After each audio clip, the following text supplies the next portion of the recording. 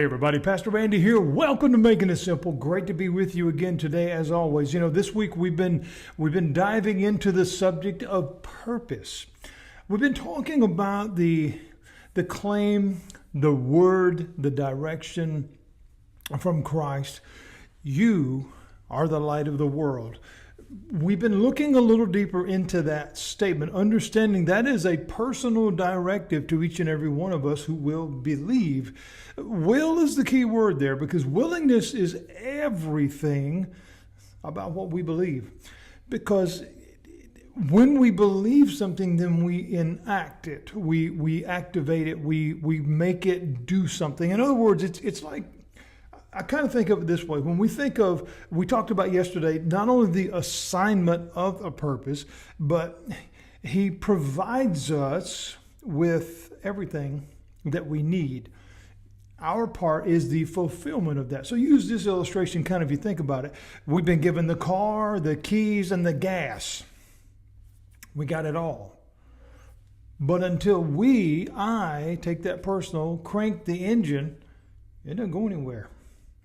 So it's not that we don't have a purpose. It's not that we don't have the ability, but rather oftentimes we're not just sitting in neutral. We've not even turned the engine over because we've either accepted a lie or we've been conditioned to believe a lie that we can't. I thought about this earlier, something that I saw, but many people have dreams and aspirations. I wouldn't even say probably everybody does to some degree. But many people get stuck and they don't pursue that because they are waiting on the approval of someone else, or they're waiting on the opinion of someone else. The problem is oftentimes what we're wanting and what we're asking to happen is we're asking blind people to proofread our vision. Jesus said, "You are the light of the world." That's our purpose, friends. Not to establish another religion, good grief, not to create another denomination, not to continue the foolish arguments that are just consuming faith talks, but rather representation. What do you believe? Who do you believe in? And is that reflective in your life? Jesus said, if you follow me, you are the light of the world. What does light do? Light provides encouragement. Light provides health. Light provides growth. Light provides exposure. All these different things, when we begin to understand the intent and purpose of light, and Jesus said, you are the light of the world. Well, wait a minute. I've got a purpose. That should excite you, and that is exactly the intent of a lesson like this. A lot of people struggle to find purpose. Some, as I've said earlier in this lesson, consider it doesn't exist. But what oftentimes doesn't happen is the understanding that it takes an effort on our part. It doesn't just happen. It's like writing a letter. For those who still do that, I realize that's kind of an outdated thing, but let's just use that as our illustration. I'm writing the letter. I want to send it to my best friend. I want to send it to my sweetheart, whatever the case. I write the letter. I put the stamp on it. But it continues to lay on the counter. It doesn't go to the mailbox. It doesn't get dropped in the slot. And the days go by and the weeks go by. Why am I not getting a response? Well, you see my point. You've got the purpose. You've got the ability because I gave it to you. You have the paper. You've got the pen. You've got the envelope. You got the stamp. Well, I got to go put it in the mailbox. Yeah, you have a part in this. And that's why Jesus said, no one lights a lamp and hides it under a basket. Let's look at that for just a moment. No one lights a lamp. What he's saying here is, don't start something if you're not going to do anything with it. Don't And don't complain that it doesn't work when you refuse to use it. And that's part of a lot of problems today is complaining and excuses. If those were Olympic sports, there would be a whole lot of gold medalists around us. It's a challenge statement to a degree. What he's saying is no one lights the lamp and puts it under a basket. I think of being a small child going to summertime vacation Bible school, singing "This Little Light of Mine," and everybody's got their finger up, and then you cover it over with it. What he's saying here is your purpose. You are the light of the world. That's it. That's a huge purpose. That's a gigantic responsibility, if you will. But here's the question. Is it turned on? You are the light of the world. But what does a light require? If it's going to shine, it's got to be turned on. There's got to be a power source. You plug in the cord, you turn the switch, you put in the batteries, whatever this resource is. I've got all this equipment around me that I'm recording this with, this microphone and the camera and the lights. But if I don't turn any of it on, this screen stays blank. My point is, Jesus saying, you've got it. You are the light of the world.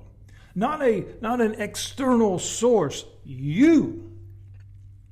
But that requires that you turn it on. Let it shine.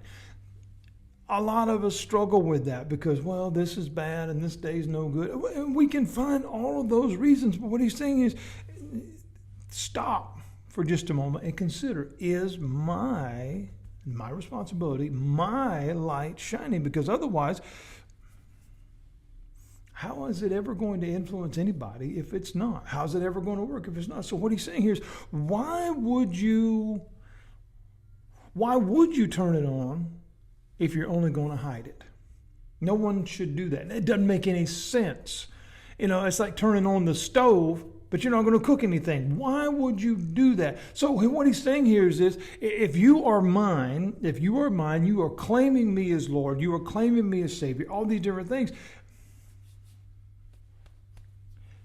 I should be shining through you to others.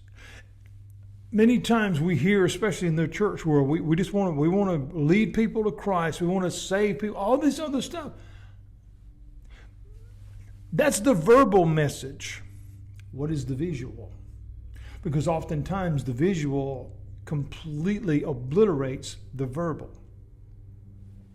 The ranters and ravers and screamers and finger pointers and you got to do it this way only and all this other stuff, that completely negates the words. Because the idea of leading people to Christ, showing people Christ. See, because Jesus said, others will know that you're mine by how you treat each other. He didn't say by how you do things. He didn't say which version of the Bible you read or what church you go to or what clothes you wear. No. He said by how you treat each other. Why does that matter? Because that is the reflection of Him. In other words, if your light is shining and He's not the reflective image in that light, there's something wrong. Because that's not what it was intended to be. Because He said, you are the light of the world. And if I am in you, I am shining through you. See, He should be extremely visible in the life of a believer. He equates this to a city on the hill. He said it's something that can't be hidden. In other words, it's so obvious, it stands out. It's not hidden like a secret. It's not hidden like something that we're embarrassed by. I heard a politician years ago say, well, I'm a man of great faith, but I don't wear it on my sleeve. That's a private matter. There's a problem with that. Because Jesus said, if you're ashamed of me, okay, so think about that for a minute. If my light is something that I only want to have for me and I don't want you to see it, is that something that's really important to me? Is that something that I greatly value? We're not talking about pride. We're not talking about, hey, look at me. We're not talking about, anything else, but we're saying, no, this is of value to me, and something of value to me is something that I want to share. So, not to be hidden, but rather, he said it should be placed on a lampstand that's sitting on the hill. I want everybody to see it. What does that mean? How does that work in our life? We'll pick back up on that thought on Monday when we come back with the next episode of Making It Simple. God bless you. Thank you for joining me. Thank you for your encouragement. Thank you for your support. Thank you for your kind words. It really means a lot to me that we continue to do this in a way that hopefully helps somebody draw a little closer in their walk with Jesus. God bless you. Have a great day.